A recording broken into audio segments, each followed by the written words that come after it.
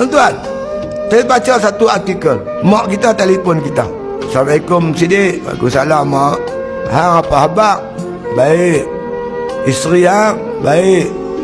Anak-anak? Baik mak oi. Dah lah mak ingat hang sakit ke? Dah sebulan hang tak telefon mak. Mak kita telefon kita. Kita tak telefon mak kita dah sebulan. Mak telefon hang ni apa? Pasal hang dah sebulan tak telefon mak ingat hang sakit ke? Cukup jadi anak derhaka. Pasal apa kita tak telefon mak kita? Kita sibuk, kita lupa mak kita. Mak kita pernah lupakan kita kan? Agak-agak mak kita lupa tak kita? Itulah mak kita. Ibu.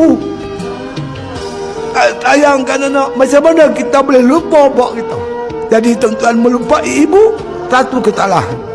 Sebab itulah ulama suruh tuan, bila dibaca imam waladdallin, kita baca doa, Rabbi firli wali walidayya.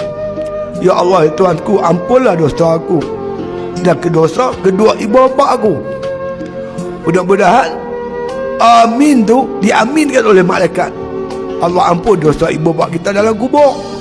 Dia duduk dalam kubur tuan sekarang ni. Kita tak doa untuk mereka.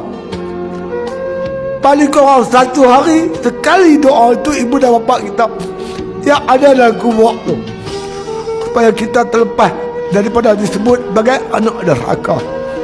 Dosa kita banyak tuan-tuan, dengan Allah, dengan makhluk, dengan isteri kita, dengan anak-anak kita, ibu bapa kita. Jangan anggap kita tak ada dosa. Bila kita dah pati malas nak buat ibadat, itu bermakna kita ada dosa lah tuan-tuan.